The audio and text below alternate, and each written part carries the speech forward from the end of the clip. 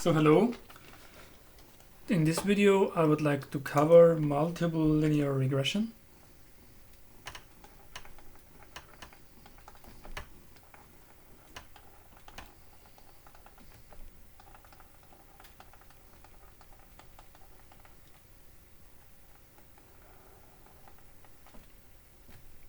So what is this all about? Let's say we have measured a quantity in dependence of one or more variables.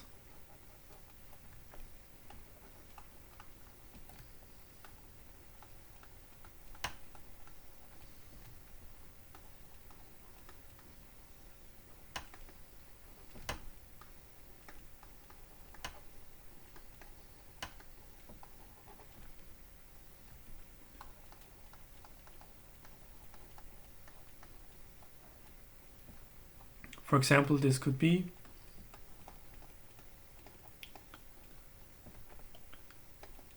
temperature dependent on time of the day.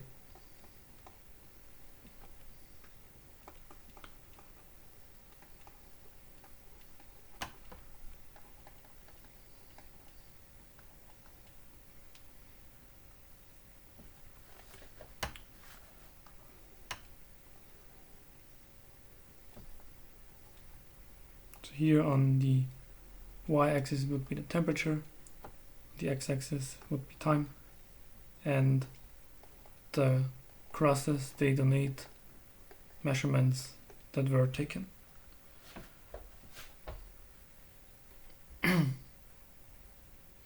Or some quantity y in dependence of two variables. Let's call them x1 and x2. And when our variables x1 and x2 take two certain values, we have measured a data point. And let's say in this case we have measured 4 different data points. So we can generalize this. We have some quantity y that depends on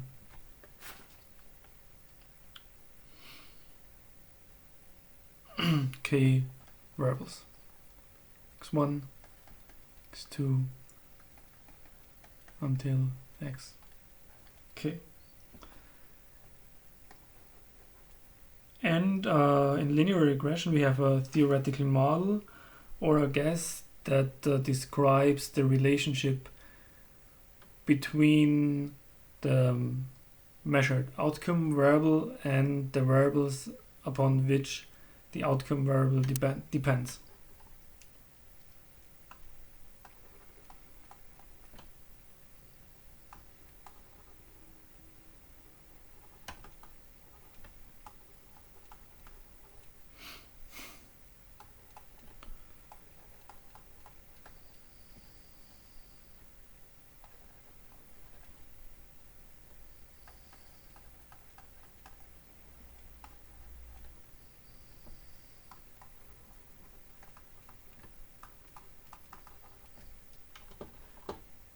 So this theoretical model or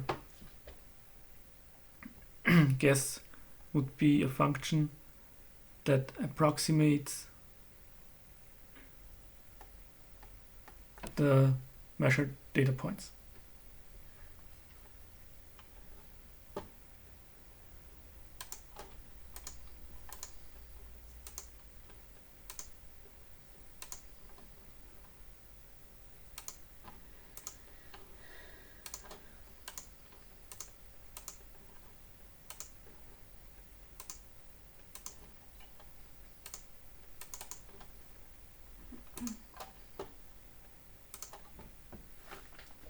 So in case of temperature dependent on time, such a model could take the form temperature independence of time equals some function f1 that depends on time times a1, and a1 is not a function of time, plus f2 also depends on time, and so on, until you arrive at the function fn, which also depends on time and constant an. And in the multiple linear regression, we are interested in finding the values a1 to an to obtain a function that best fits the measured data points.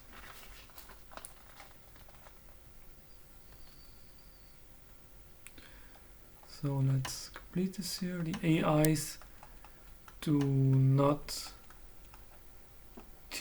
depend on t, and we are interested in finding them. We are interested in finding the AIs. So this would be a function very specific for the temperature example we have shown above. In general, or not in general, but for the two-dimensional example we had here, the relationship would look similar. Let's say we have y, which depends on x1 and x2, equals f1, which now depends on x1 and x2, times a1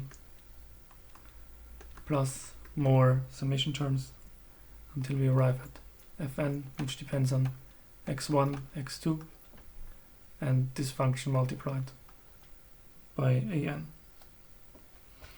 And now the very general case would be for the model underlying the multiple linear regression.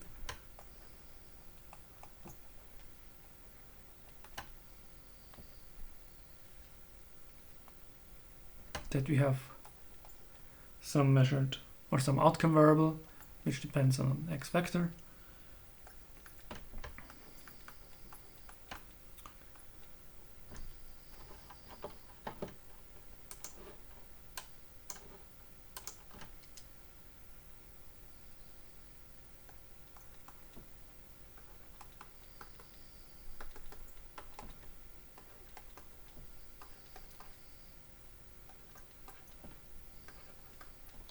with x vector is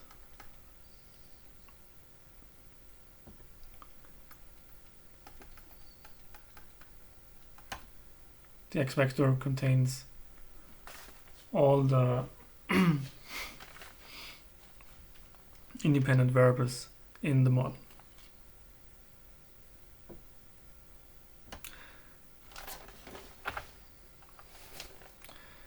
But for the real measurements, we have a measurement error E.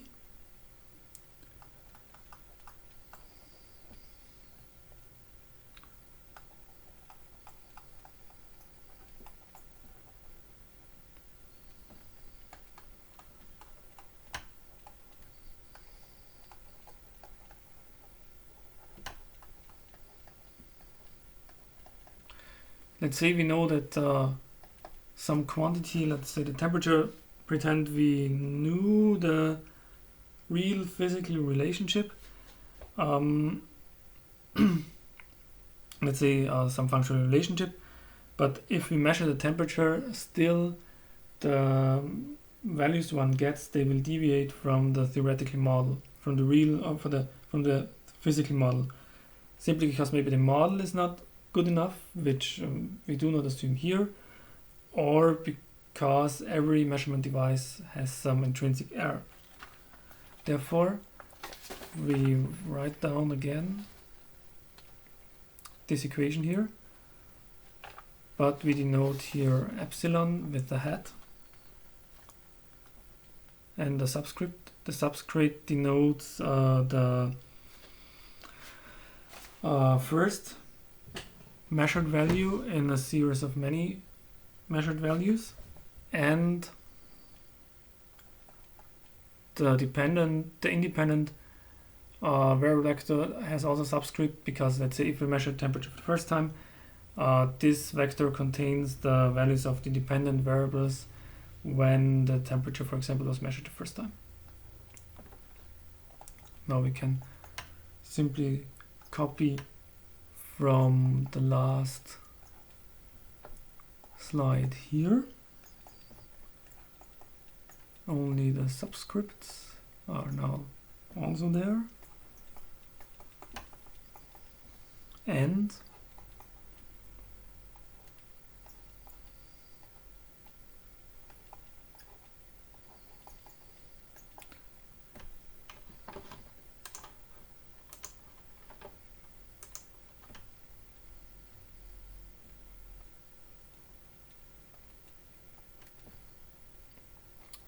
a measurement error.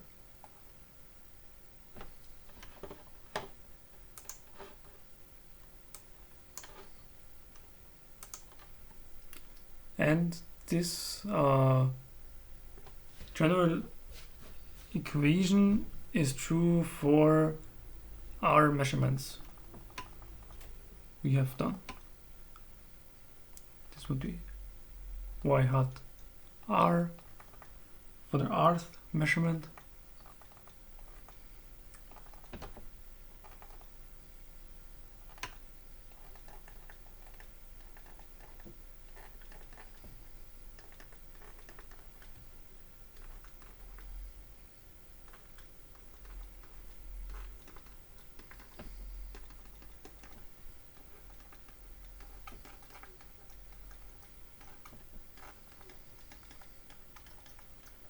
And rth error. And in general, it also holds true that r is larger than n for linear regression. If r were smaller than n in this approach, we would end up in an undetermined system of equation. And if r would equal n, we would deal with the case of interpolation.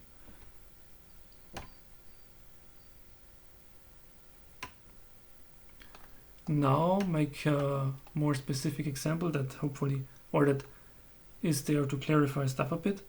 Go back to our example with the temperature. We have observed temperature. Let's say T hat is a measurement of temperature at time 1. And we have a model, let's say F1 evaluated at time T1 times A1 plus F2 evaluated at T1 times A2 plus the first measurement error.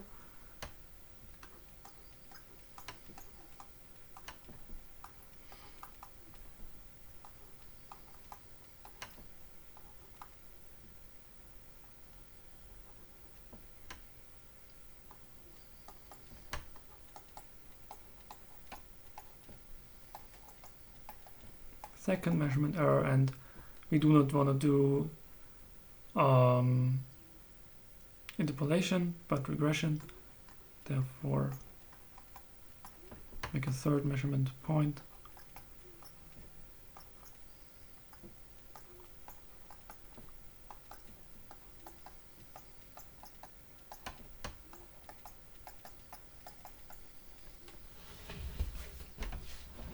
So this would be a very specific example of a system of equations that can be used to multiple linear regression.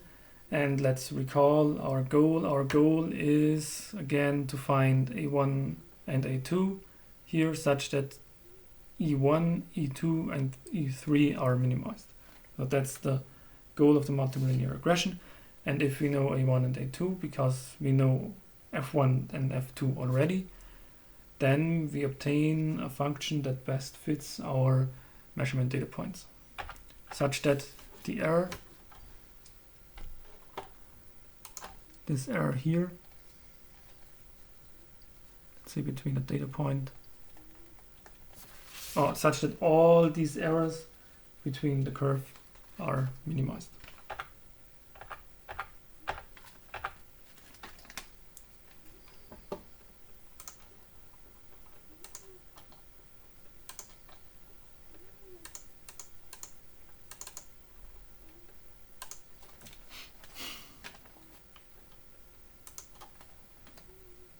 So such a system of equations we can write down in matrix vector form. I will write it out now. Let's say we start at y1 hat, y2 hat, and so on until yr hat, because we have performed our measurements.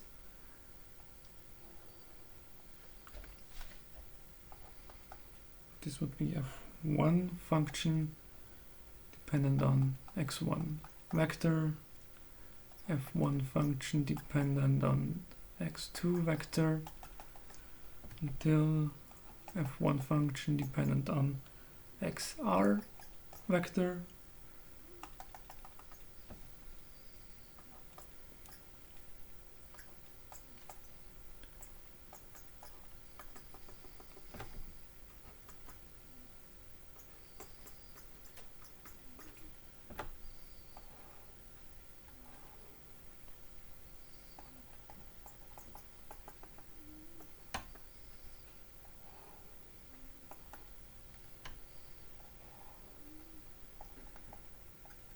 here we have the error vector.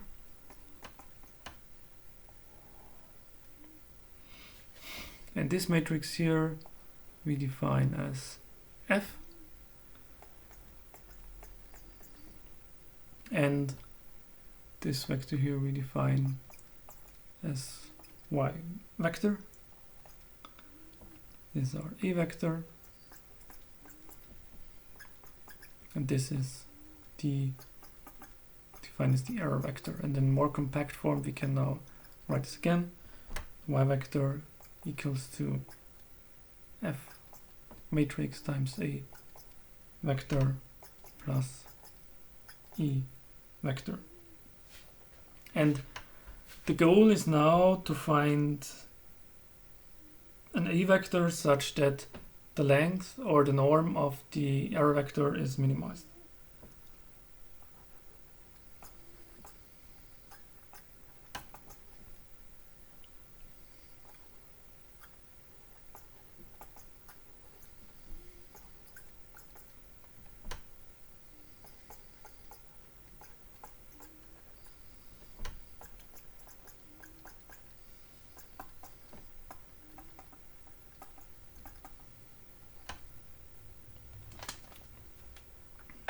So how are we going to do this? For this purpose I rewrite the equation again such that we have it here on this slide as well. So it's the F matrix times A vector plus the error vector. And first observe that the columns of F, or the column vectors of the F matrix, they are the basis of a vector space called the column space of F.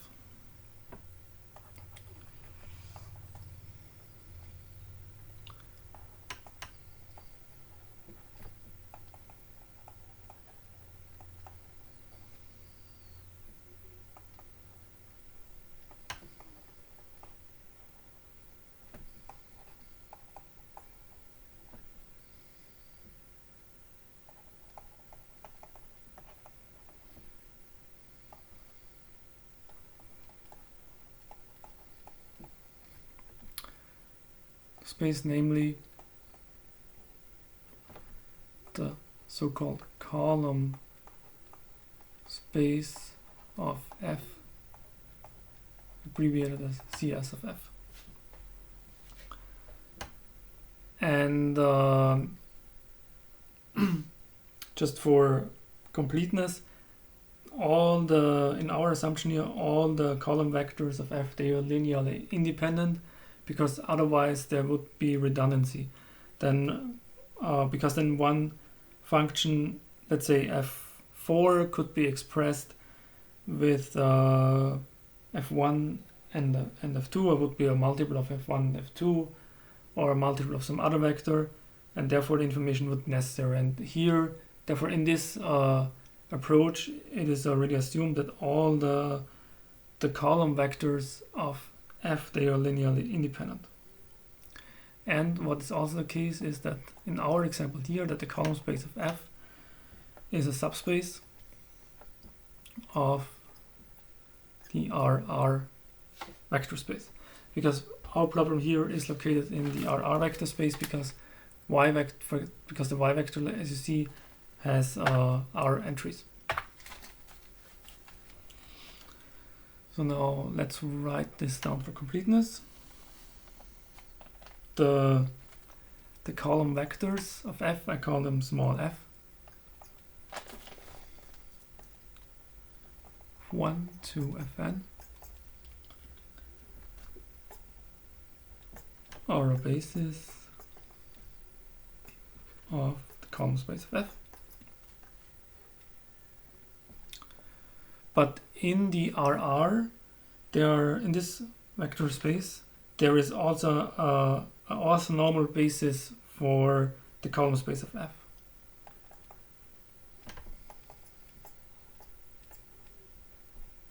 So an orthonormal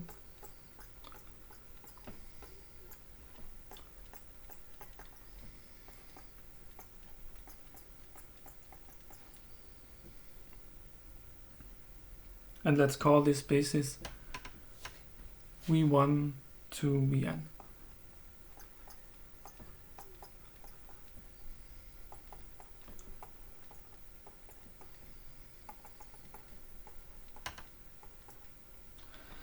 So geometrically this can be explained, or there is also a proof that this is the case, but theoretically this can be explained as follows. Let's say, at least in the three-dimensional space, let's say we have here 3 axes. This would be x1 axis, x2 axis, and x3 axis. And let's say our f vector would have two our f matrix would have two column vectors. Then these two column vectors would define a vector space that can be described with a plane. Let's say here we had our f1 vector. This would be the f2 vector. But this plane can also be described, or this plane can also be described by two orthonormal vectors. And the orthonormal means that they are normal to each other and they have a norm or a length of 1.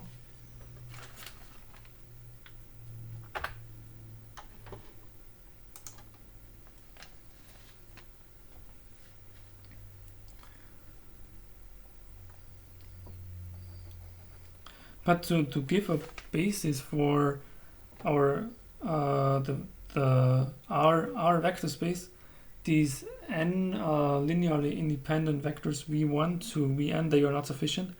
We have to expand our basis, we have to expand this basis to get a basis for the RR vector space. And let's write this down, RR. Here are our v1 to vn vectors, and we expand this basis with r minus n vectors. And we can choose e1 to er minus n to be orthonormal as well.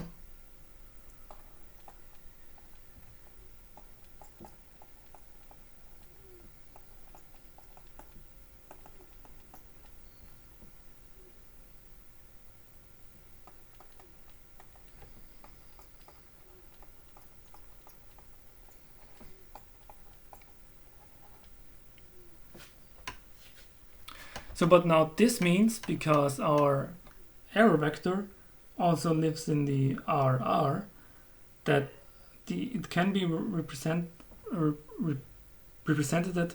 with this basis here.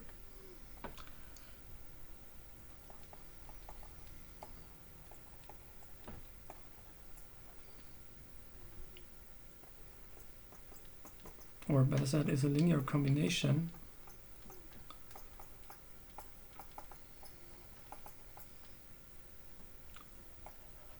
of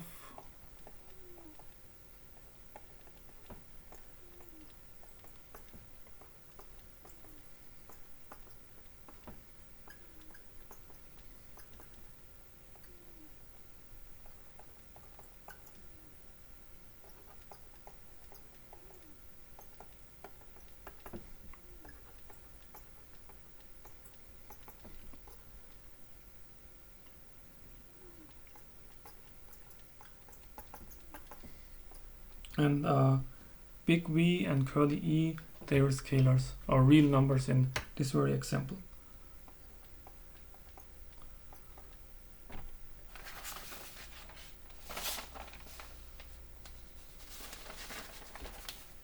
Here now we have found an expression for the error vector, and one part of the error vector is, let's say,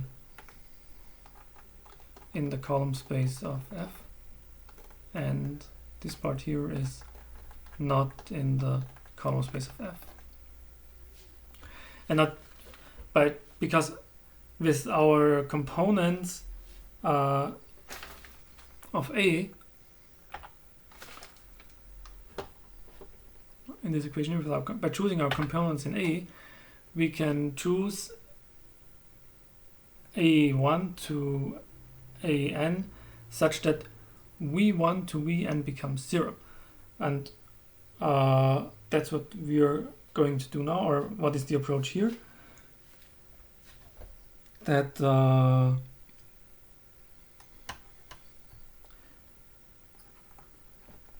length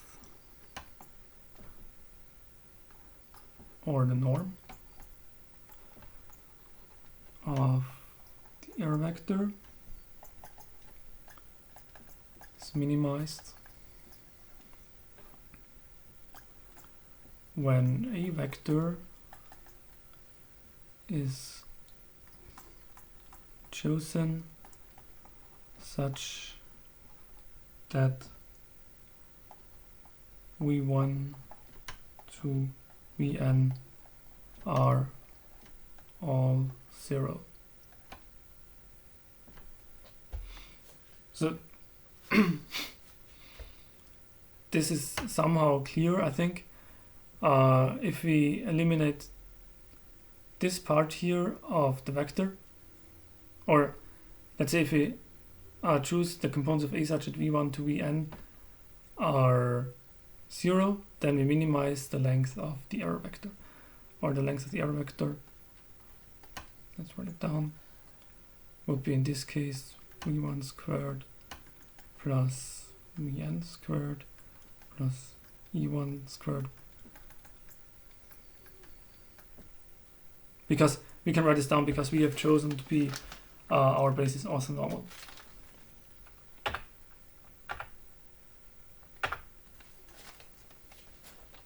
Now with this knowledge, we can write down our error vector again. It is just a linear combination of all the orthonormal basis vectors that are not in the column space of F.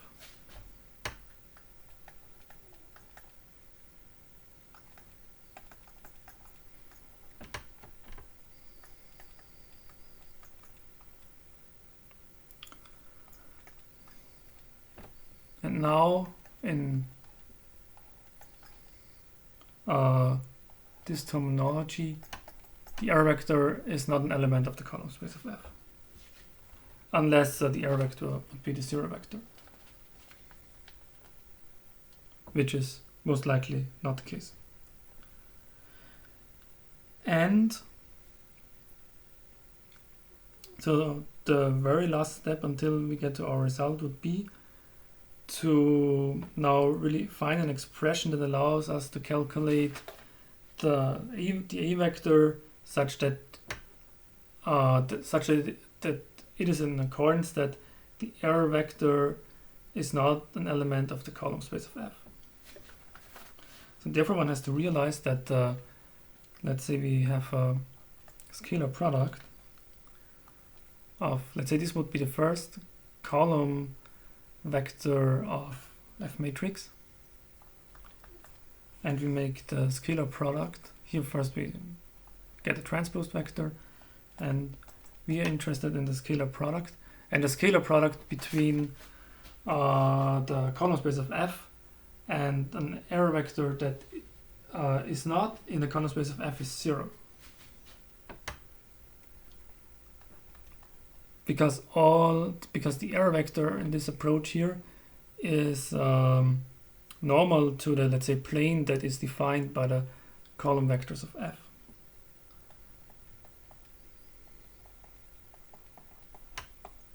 and so on.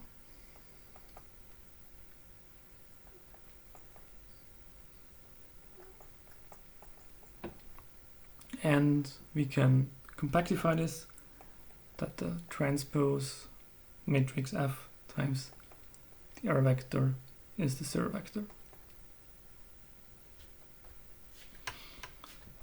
And let's write this down, that F1 transpose times E. This is a scalar product. Graphically, this can be interpreted as follows in for three-dimensional space.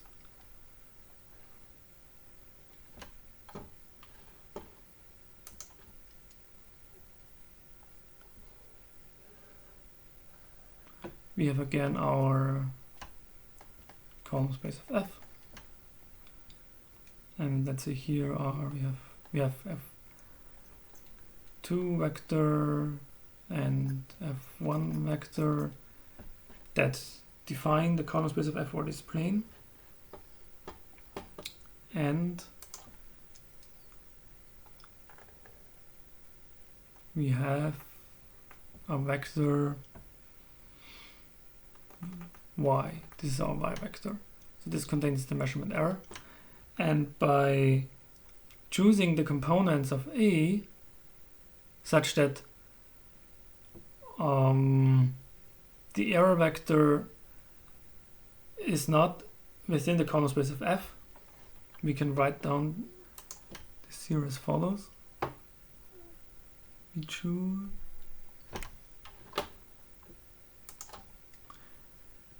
this would be the vector here resulting from F vector times A matrix, and we choose the component F matrix times A vector, and we choose the A vector such that the error vector has no components within the column space of F, and therefore in this geometrical representation this means that the error vector is perpendicular to this plane here. So this would be the error vector. I hope you can see it. So this is more or less the graphical interpretation of the result we have just obtained. So the error vector is minimized in this graphical representation when it's normal to the plane that is defined by the column vectors of the F matrix,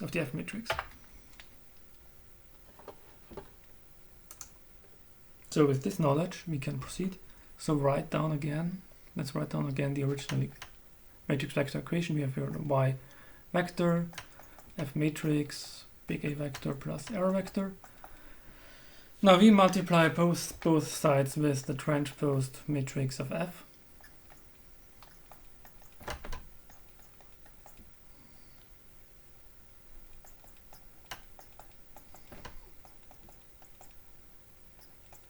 And as we have found on the previous slides, this equals 0, and therefore we just get F transposed y vector equals. And here, let's invert this matrix.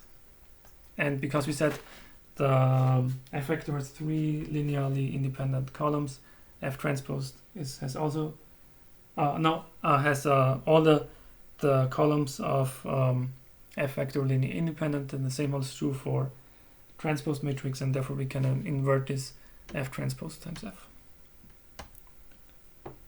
We get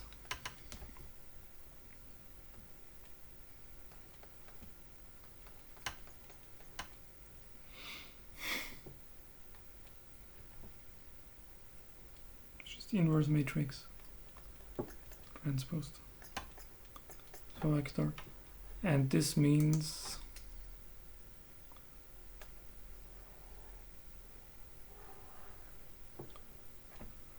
we are done.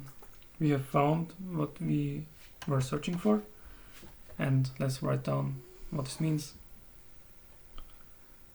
Then we can calculate A1 up to AN such that the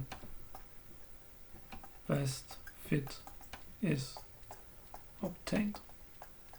So hopefully you enjoyed this video, and see you next time.